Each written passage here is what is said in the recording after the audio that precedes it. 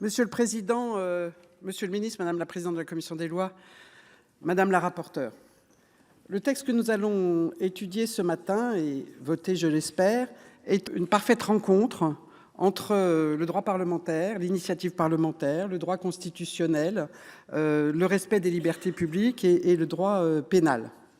Pourquoi sommes-nous là? En 2000, un de nos collègues, initiative parlementaire, Warsmann, a introduit le droit de visite des parlementaires dans les lieux de rétention. Partant d'un principe simple, il ne doit pas y avoir en France de lieu de détention secret qui ne puisse faire l'objet d'un contrôle. Ces lieux de rétention ont été élargis au fil des années pour y adjoindre les centres de rétention, les locaux de garde à vue, les zones d'attente, après évidemment les lieux de détention pénitentiaire.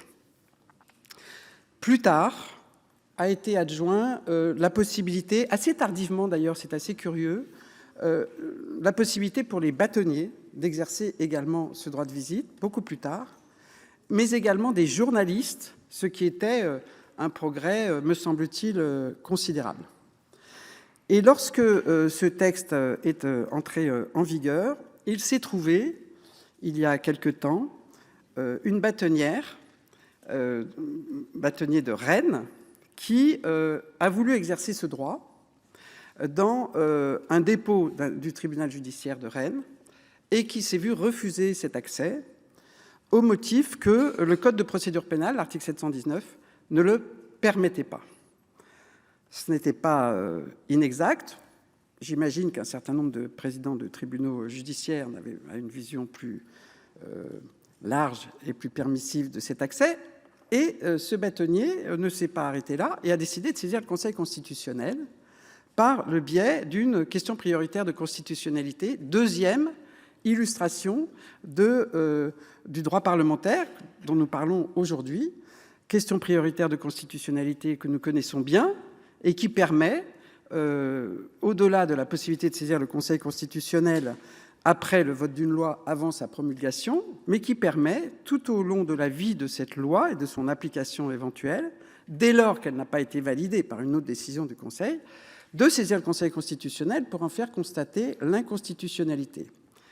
Et dans cette affaire, le Conseil constitutionnel considère effectivement qu'il y a un problème constitutionnel dans cette rédaction de l'article 719 du Code de procédure pénale, qu'il y a une rupture d'égalité parce que tous les lieux de détention ou de rétention, bref, de privation de liberté énumérés, ne visent pas ce qu'on appelle les geôles, un terme un petit peu ancien, ou dépôts, et qu'il y a là une rupture d'égalité, et il décide donc de censurer, car vous le savez, le Conseil constitutionnel ne peut pas écrire, il ne peut que censurer ou valider.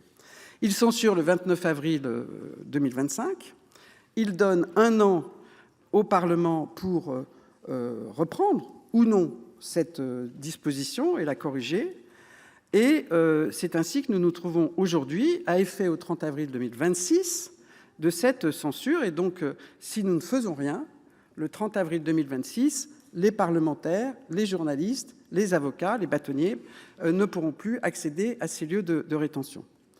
Il faut dire, et sans vouloir taquiner excessivement le garde des Sceaux, mais je ne peux pas y résister, que pendant cette année-là, le gouvernement ne fait rien.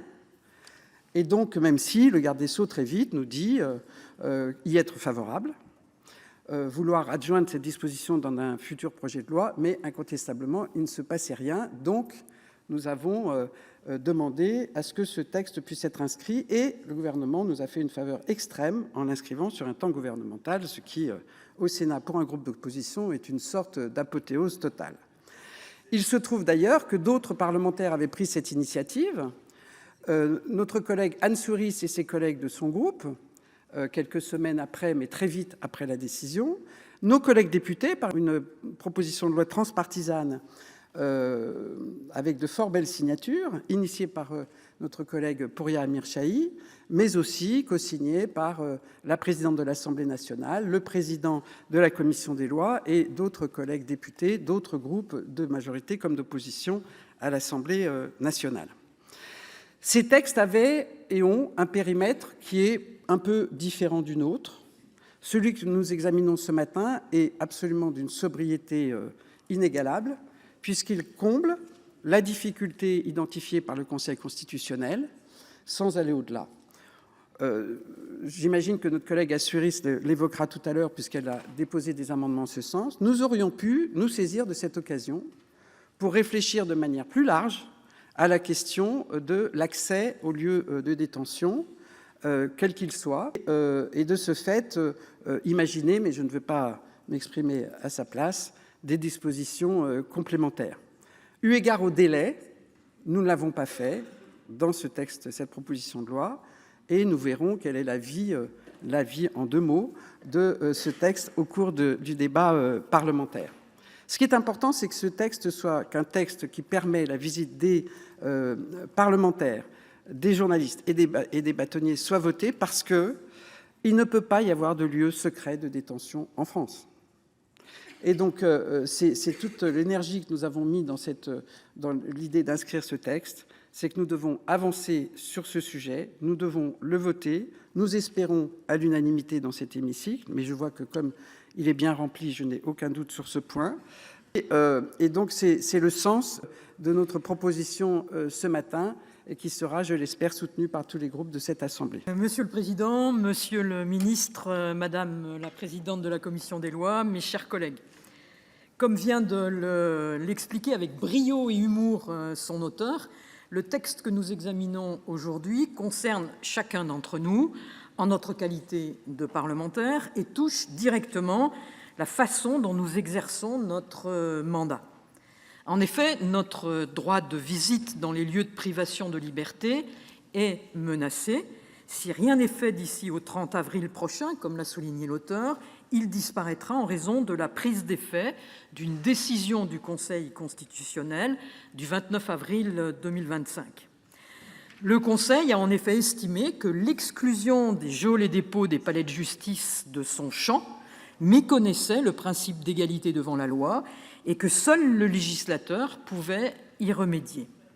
La Commission des lois estime donc unanimement qu'il est urgent d'agir pour préserver ce droit qui nous permet, sans nous substituer au contrôleur général des lieux de privation de liberté, de nous assurer du respect de la dignité des personnes détenues ou retenues.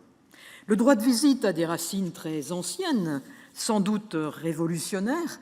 Victor Hugo raconte comment, en 1846, alors qu'il était membre de la Chambre des Pairs, il se présenta à la conciergerie et, sur présentation de sa médaille de pair, put la visiter et découvrir, je cite, « comment les hommes s'y étaient pris pour rendre hideux au-dedans ce qui était magnifique au-dehors ». On peut noter que la conciergerie constituait alors le dépôt du palais de justice. Le champ du droit de visite au milieu du XIXe était donc plus étendu qu'aujourd'hui. Ce droit a seulement été consacré, comme l'a souligné l'auteur, dans la loi de 2000 au profit des députés et des sénateurs, puis étendu en 2009 aux députés européens, et son champ a été élargi en 2015 et 2021.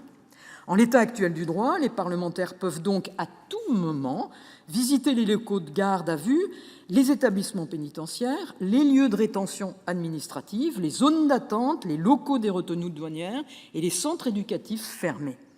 Le Code de la santé publique nous autorise également à visiter les établissements de santé offrant des soins psychiatriques sans consentement. Depuis 2015, nous pouvons être accompagnés de journalistes lors de ces visites, à l'exception de celles se déroulant dans les locaux de garde à vue. Nous faisons, et vous faites, chers collègues, un usage soutenu de ce droit. Depuis 2022, 664 visites d'établissements pénitentiaires. Il y en a eu 267 en 2025, soit plus de 5 par semaine. Il s'agit bien d'une pratique profondément ancrée dans l'exercice de notre mandat parlementaire.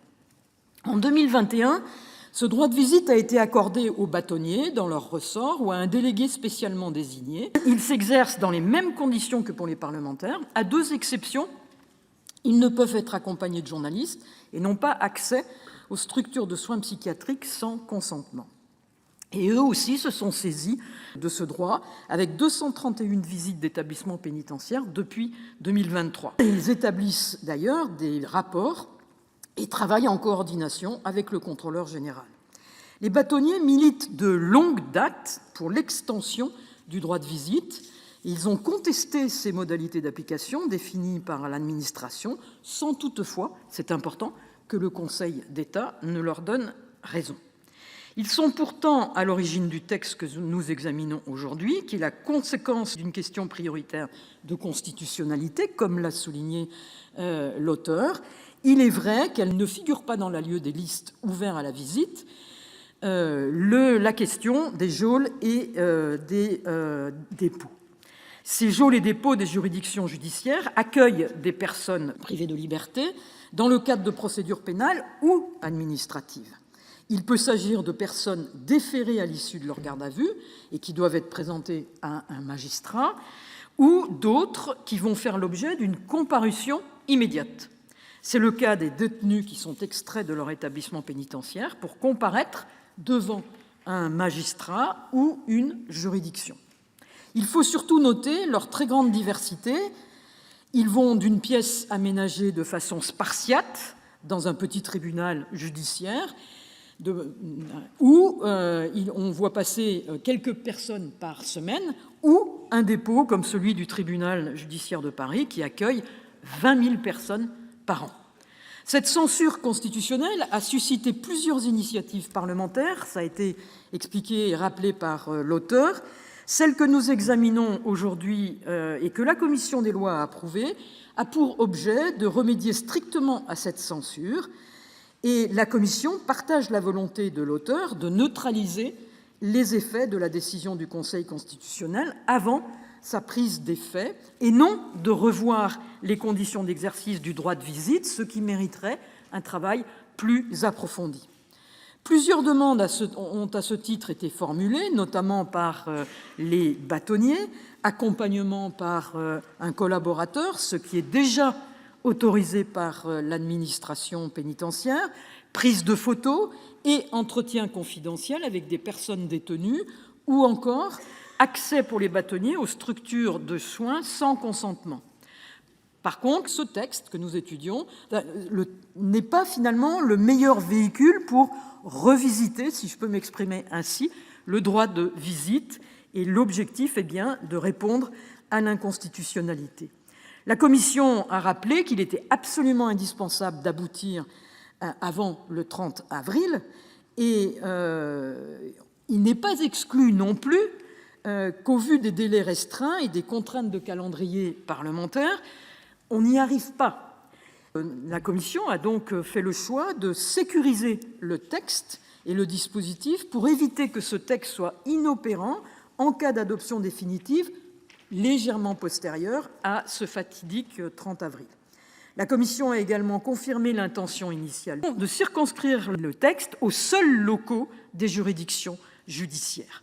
La formulation retenue, en accord avec le ministère de la Justice, vise à prendre en compte tous les lieux dans les tribunaux qui peuvent accueillir temporairement des personnes privées de liberté pour éviter que nous nous trouvions dans la même situation dans quelques mois si l'énumération n'était pas complète.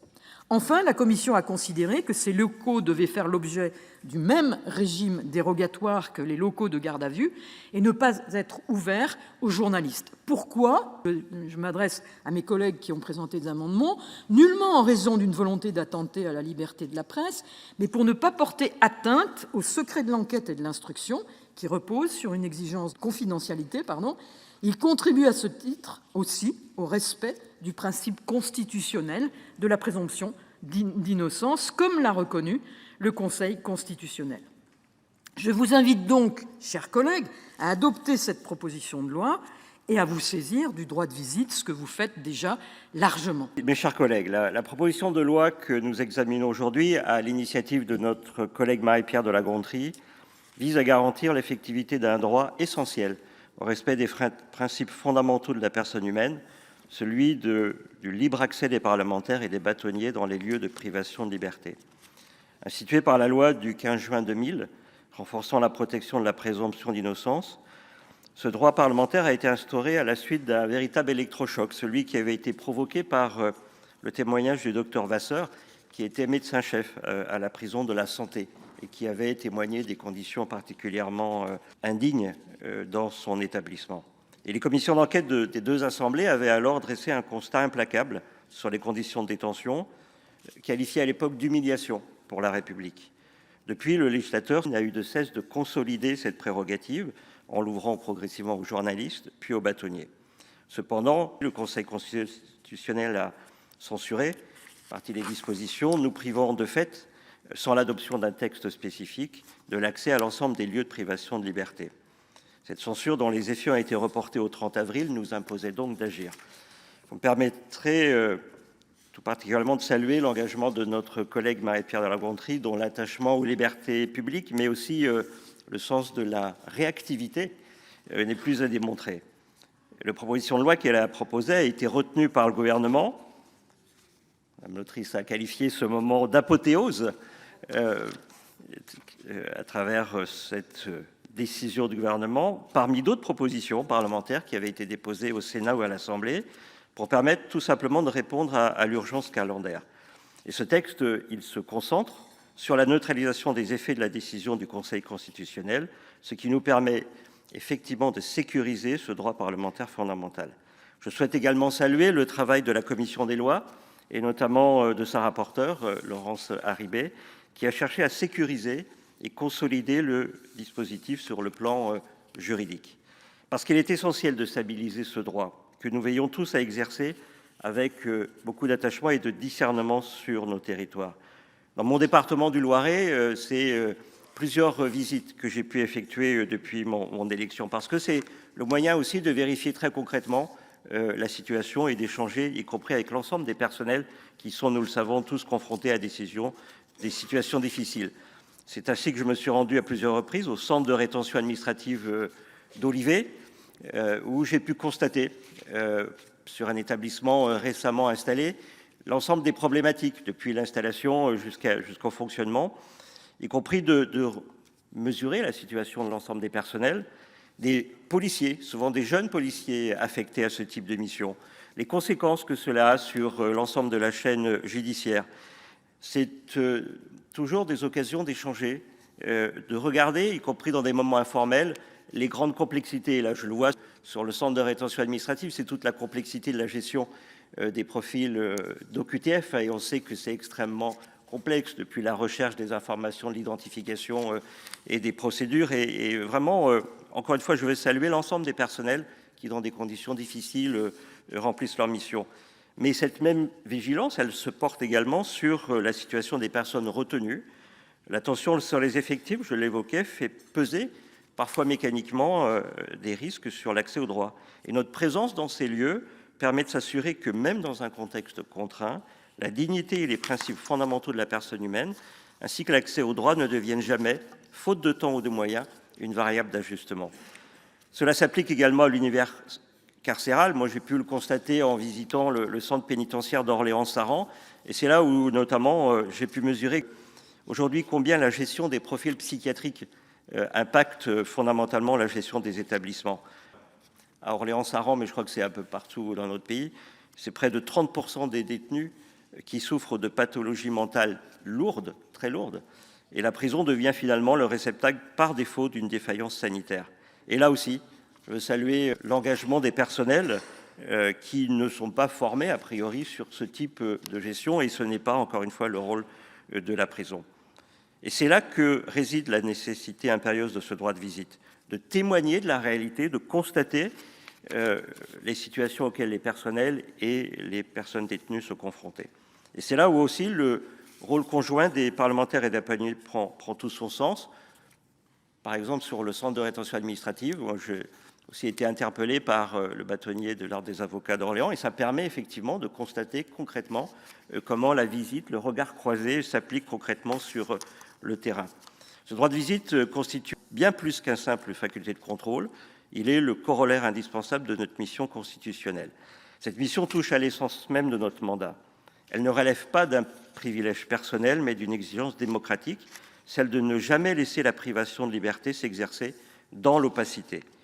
Toutefois, bien évidemment, nous n'ignorons pas les attentes légitimes exprimées par les professionnels du droit, ainsi que par les journalistes sur la nécessité éventuelle d'étendre ce droit à d'autres lieux de privation, qu'il s'agisse des établissements de santé, des véhicules de transfert ou encore l'accompagnement par la presse dans les dépôts des tribunaux. Cependant, l'objectif impérieux de ce texte est de répondre à la censure du Conseil constitutionnel avant la date butoir du 30 avril 2026. Et ce texte n'avait donc pas vocation à créer de nouveaux droits, mais de sécuriser l'existant. C'est donc une réponse d'urgence. Nous ne fermons, en tout cas pour ce qui concerne le groupe socialiste, écologiste et républicain, aucune porte pour des débats ultérieurs. Bien au contraire, nous pensons que cela va nous permettre d'avancer sans mettre en péril nos missions de contrôle actuelles.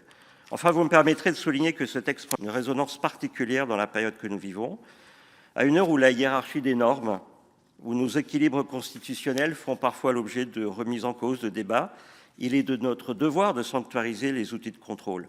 Armer le législateur de ce droit de visite renforcé, c'est garantir que, quelles que soient les circonstances politiques à venir, la représentation nationale conservera toujours les moyens de vérifier que la Constitution s'applique, que le respect des principes fondamentaux de la personne humaine est préservé, y compris derrière les murs, avec la même rigueur, et alors même que notre pays est régulièrement pointé par la Cour européenne des droits de l'homme, comme l'a justement remarqué notre collègue Tanis Mohamed Soilihi, avec effectivement des situations carcérales qui nous valent des commentaires souvent justifiés de la Cour européenne. Encore une fois, l'équilibre entre l'ordre public et le respect exigeant de la dignité humaine doit rester notre boussole. C'est dans cet esprit que le groupe socialiste, écologiste et républicain a proposé et votera donc bien évidemment en faveur de cette proposition de loi